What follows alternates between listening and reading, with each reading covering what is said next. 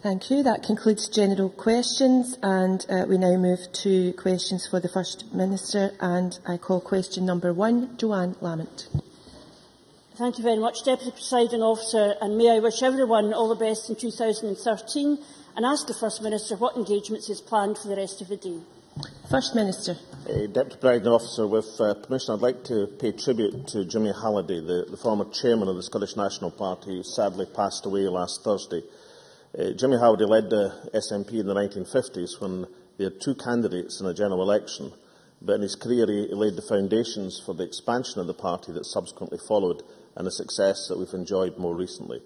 His funeral is taking place in around an hour in Dundee, and although many of us can't be there in person, I'm sure that all members on these benches, and indeed across the whole chamber, will wish to send our thoughts and condolences to Jimmy's wife Olive and the wider family.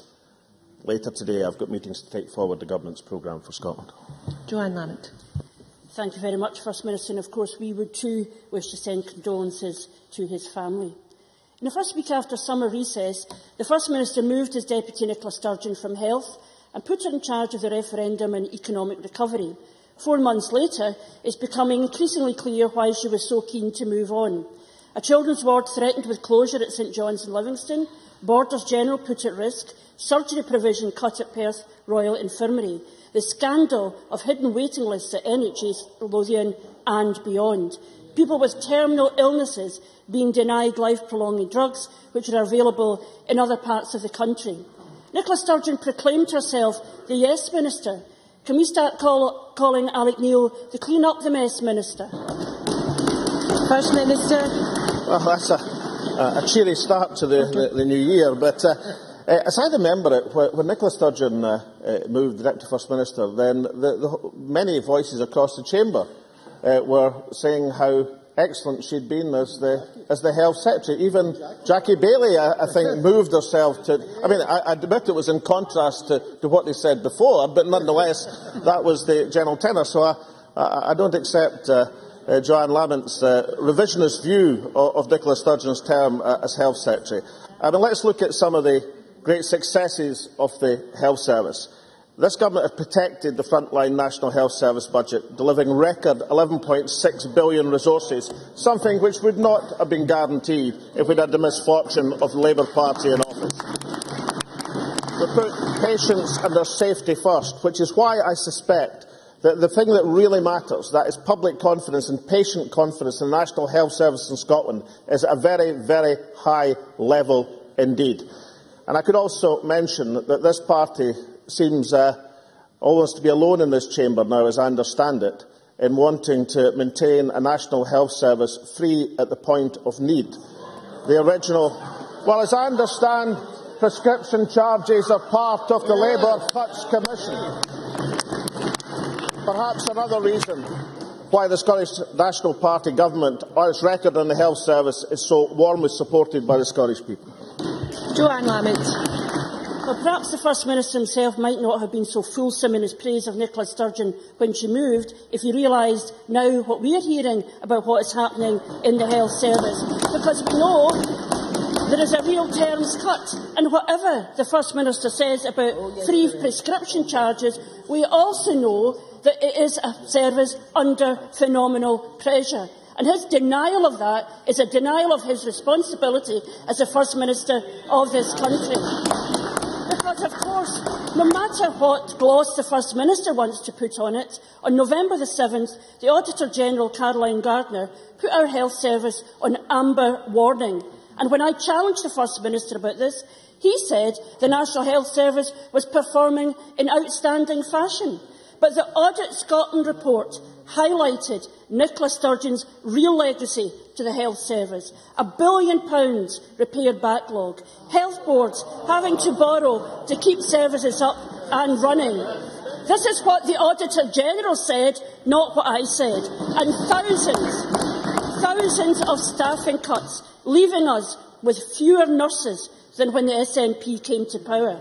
Given the new revelations on a daily basis about the mess that Nicola Sturgeon has left the Scottish Health Service in, does the First Minister still think the Auditor-General is wrong?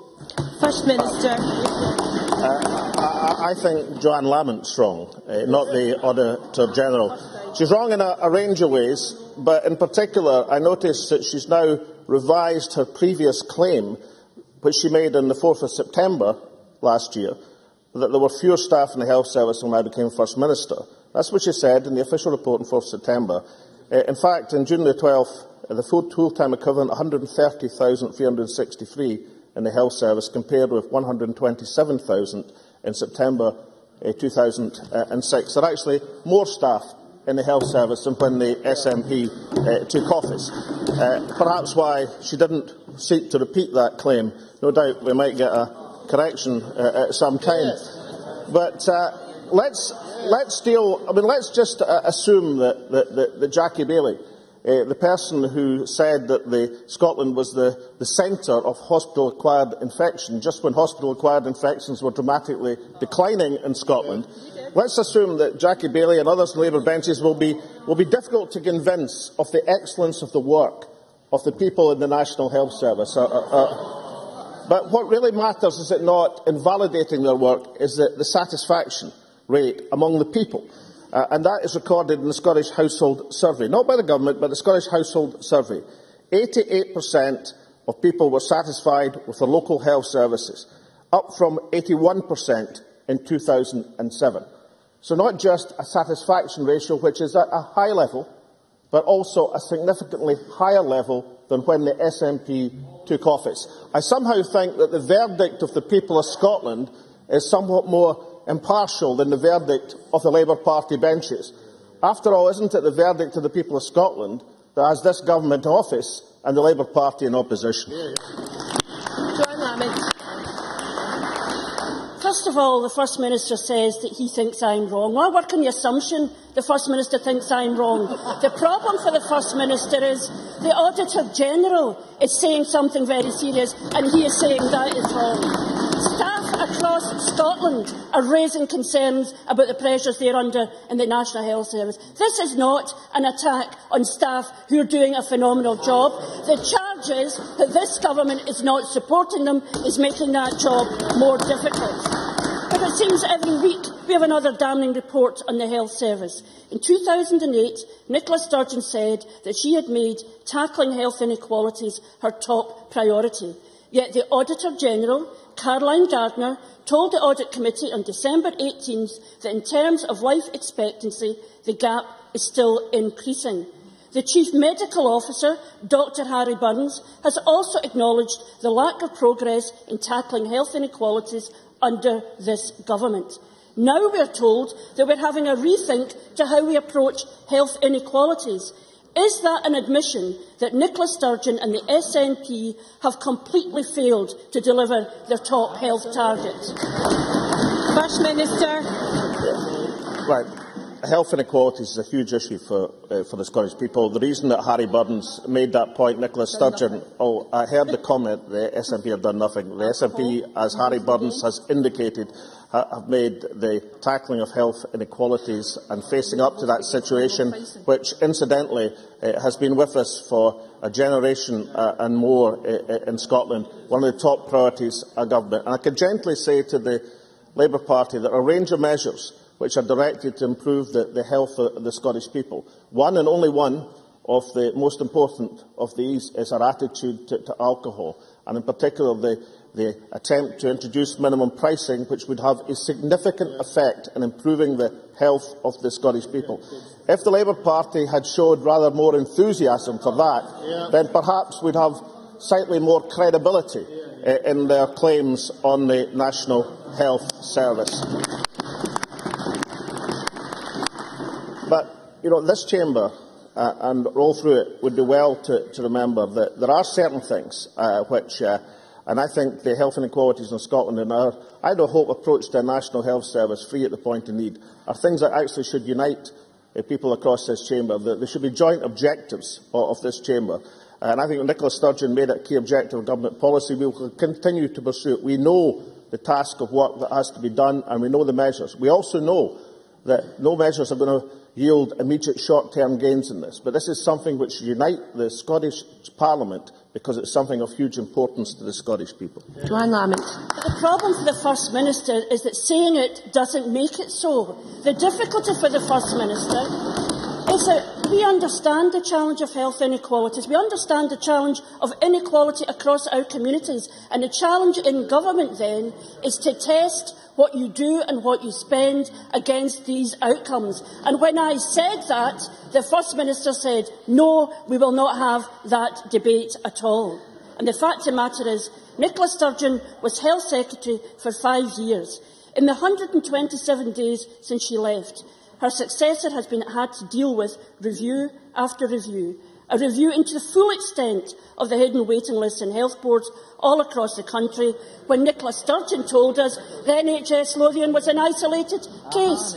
A review of access to groundbreaking drugs for people with terminal illnesses, because under Nicola Sturgeon we went from being the best in the United Kingdom to the worst. And a review of health inequalities and the resuscitation of a task force 5 years after Nicola Sturgeon made it her top priority. How many reviews do we need? How many independent reports do we need before the First Minister realises that his government is failing to deliver for the health of the people of Scotland? First Minister.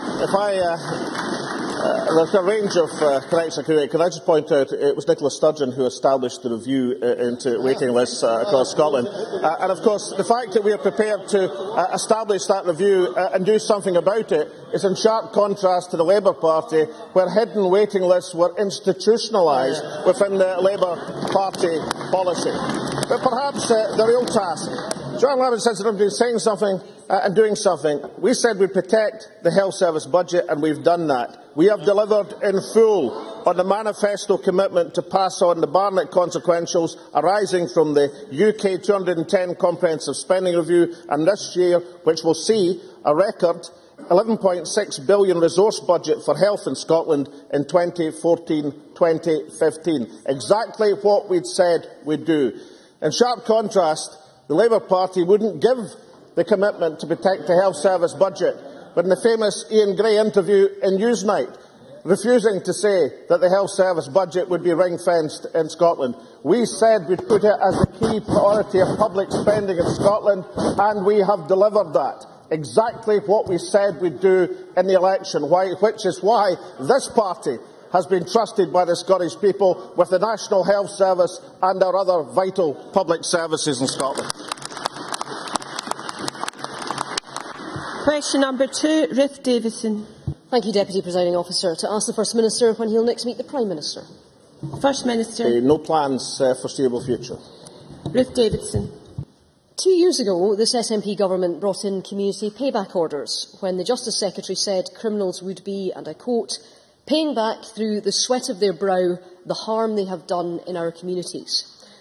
Can the First Minister tell me how much of the work handed down in the last financial year has actually been completed, and does he think his CPO scheme is working? First Minister. I think we're making good progress in CPO as across the range of justice issues in Scotland. Can I gently remind Ruth Davison, we now have crime at the lowest level in Scotland for 37 years, with just over 105,000 fewer recorded crimes reported to the police than in 2006-2007. So on the 30-year comparison, on the term of this Parliament comparison, this party is delivering on criminal justice in Scotland in sharp contrast to the Tory governments from Westminster, or indeed the Labour-Liberal coalition in Edinburgh. Ruth Davidson. So, Deputy Presiding Officer, that's a no, he can't tell me about his own scheme. But I can tell him, and I'll use his own figures. In 2011-12, more than 10,000 community payback orders were handed out, of which 7,763 involved actual work. Of those, only 2,536 were completed. That's less than a third. And even worse, of over 2,500 work requirements officially terminated last year, a third were signed off uncompleted, so the work will never get done. Last week, a sheriff raised concerns that criminals are turning up, being marked down for 2 hours' work without lifting a finger.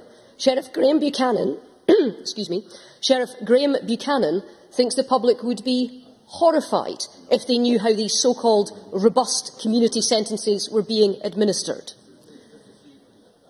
So there's a massive backlog, whole sentences are signed off only partially completed, and offenders are credited with work they never do.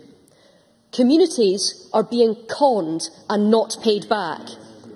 Is that why on Monday this Scottish Government advertised for an outside body to evaluate whether CPOs are working at all? First Minister. We evaluate policies because we welcome that sort of independent scrutiny of the success of the policies. Independent scrutiny is something I welcome, and in particular today is an excellent day to be saying that, since I've been cleared yet again of the nefarious charges which have been made by the opposition parties in this chamber. But can I say that we look outside body or not in terms of justice very carefully at the success of the policies, and therefore perhaps it would be helpful to Ruth Davison if I could point out that the reconviction rate in Scotland has just dropped to its lowest level of each of the last 13 years. Well, it's particularly important because the Community Pay Pact order is part of an approach which focuses on disposals being effective, which reduce re-offending. And of course, not only are we intent on making these disposals effective, not only are we subjecting all policies to scrutiny, but given that we've got 1,000 more police and more in the streets and communities around Scotland, this is the worst time in recent history to be a criminal in Scotland, and the best time in recent history to be a member of public with fear of crime falling in Scotland for the first time in many, many years. Supplementary question from Liz Smith. First Minister, last week NHS Tayside did actually make a reduction in the provision of emergency cover surgery at Perth Royal Infirmary, and that comes on top of reductions that we've seen in paediatrics and maternity services over the last few years. Does the Scottish Government support these reductions in an area which includes many rural communities that is set to see very substantial population growth in the years ahead?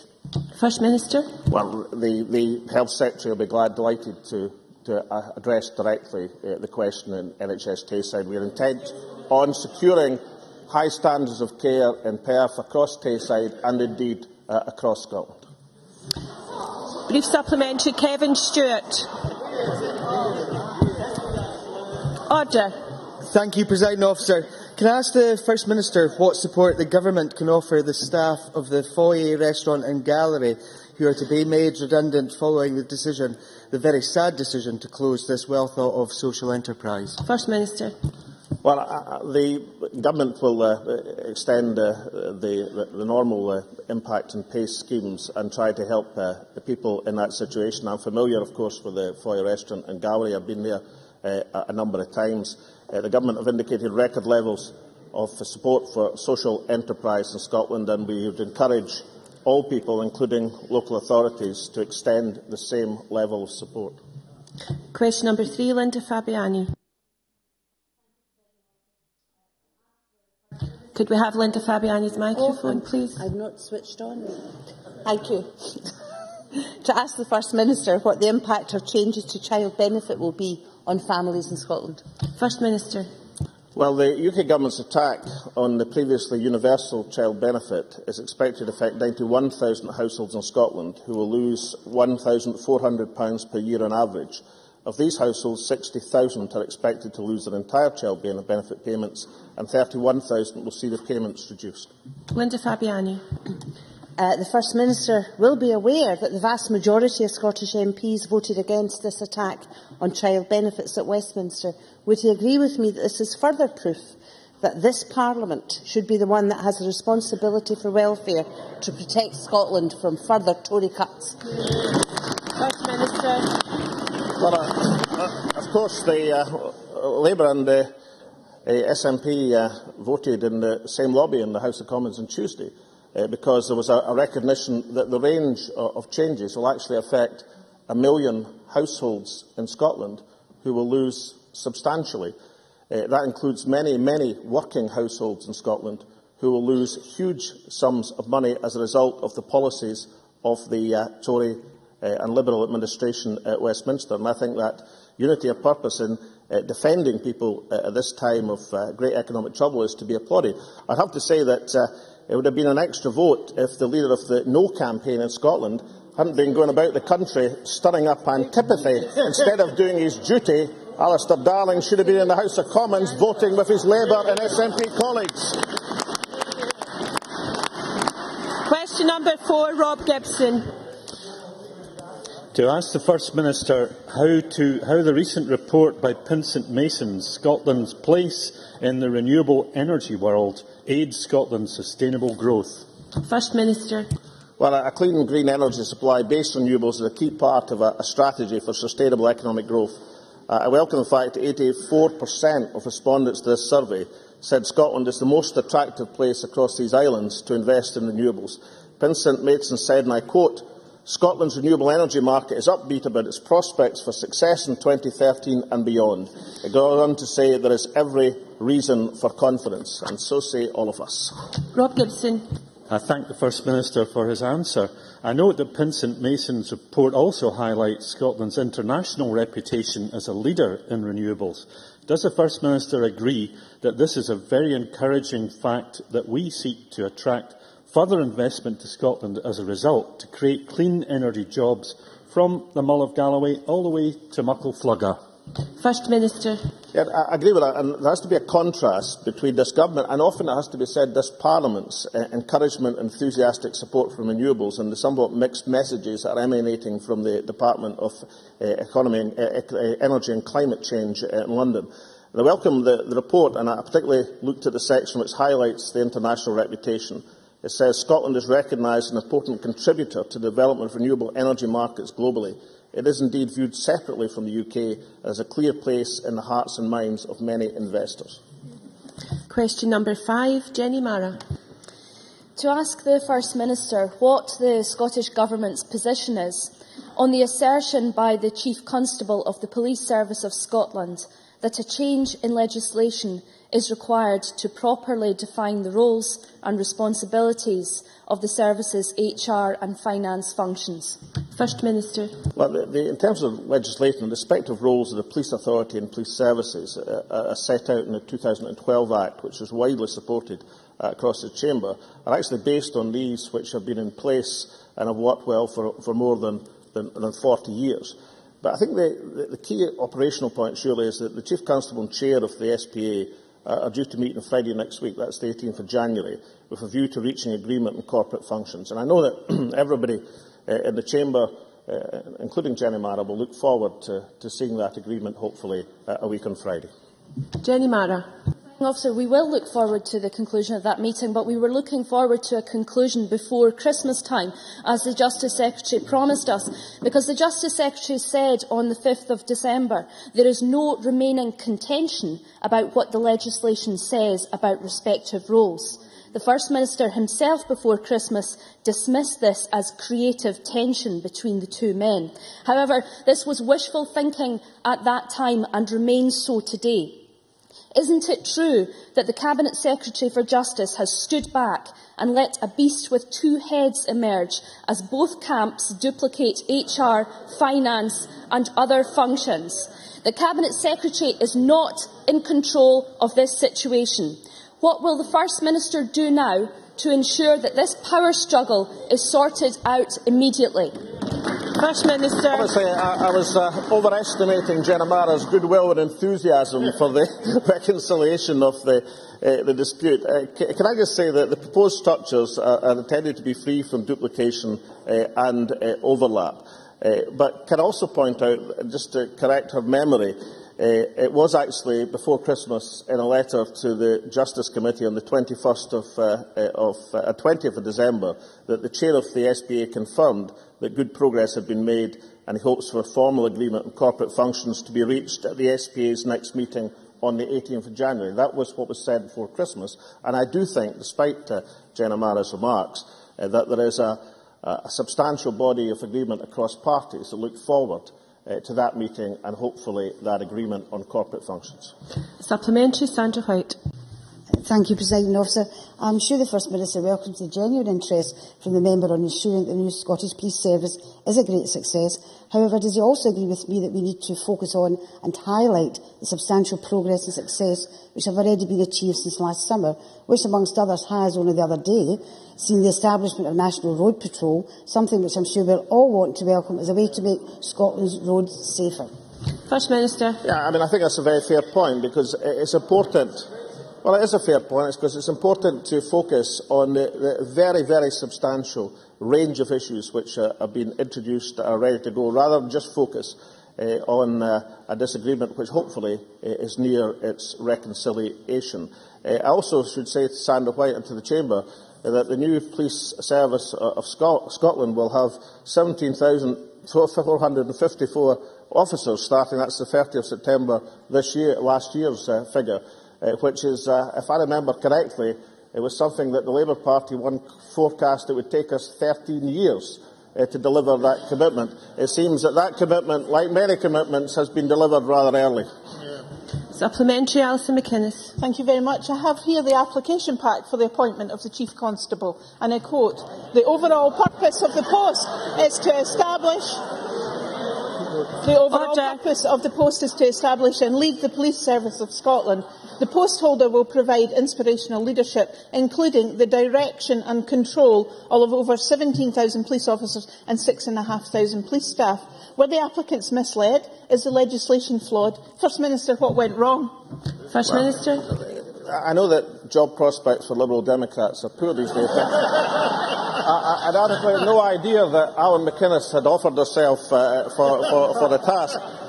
I know that Alice McInnes and the people across the Chamber are genuinely looking forward to the meeting a week tomorrow and a reconciliation of this so we can go forward with the new National Police Service in Scotland. I have to say something, of course, which would have been up to the Liberal Democrats would never have been brought into being at all. So I have to advise, given that Alice McInnes was dead against having a National Police Service in Scotland, it's probably not true that she had the application form to put herself forward. Question number 6, Claire Adamson. Thank you, Presiding Officer. To ask the First Minister what the Scottish Government's response is to the recent CNN poll that places Scotland as the #1 tourist destination for 2013. First Minister.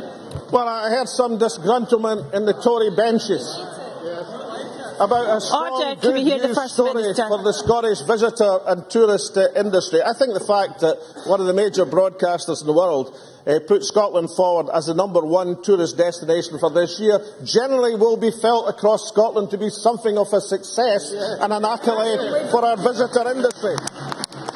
Only in the ranks of Better Together could they possibly find anything in that accolade from CNN to be disgruntled about. I suggest that most people in Scotland will say, well done CNN for making such a wise choice and putting Scotland top of the list. Claire Adamson. The First Minister will be aware that North and South Lanarkshire councils have come together for this year in celebrating Lanarkshire 2013, which will include events surrounding the bicentenary of David Livingstone. What boost to this campaign does the First Minister expect will result from the CNN poll rating? First Minister. Well, I think it's a very substantial point, because I think the David Livingstone bicentenary is a very, very important aspect and celebration that I was visiting recently, the exhibition in the National Museum of Scotland, which I would commend to people in Scotland to attend. Last year I had the pleasure of launching the Scottish National Trail with Cameron McNeish. And that trail, of course, was cited by CNN as a key reason for people to come to Scotland this year. This is the year of Natural Scotland, and I'm delighted, therefore, to announce an additional £2.9 million as part of the Shovel Ready Capital Project programme to improve visitor facilities at the Cairngorm and Loch Lomond and Trossach National Parks. Scotland's national parks are already hugely popular, and I know this extra funding will boost their appeal as tourist destinations and help us encourage ever more people to come to our beautiful country. Supplementary from Rhoda Grant. Thank you, Presiding Officer. The First Minister will be aware of the 12% drop in tourism numbers this summer, which is very worrying now that we're into the winning years. What steps is he taking to stop this dramatic decline? First Minister. Well, there was actually a 12% increase in overseas tourism expenditure over the period. There was a 2% decrease in domestic expenditure, that's domestic in terms of GB tourism visits, where there was a 3% decrease. But, you know, I think that most analysis of these figures, particularly given the increase in spending, would say it was an exceptionally good performance, particularly in international tourism, when a year which many people suspected that international tourists might be diverted elsewhere because of the understandable concentration on the London Olympics. So I don't share Rhoda Grant's pessimism about these figures. I think they're very good figures in these circumstances, and I know that she will join me in welcoming the CNN accolade as further evidence that Scotland will achieve even more in international tourism in the years to come. That concludes the First Minister's questions, and I will allow a short pause to let members who are not participating in the next debate to leave the chamber quickly and quietly, and also for the public gallery to clear before we move to members' business.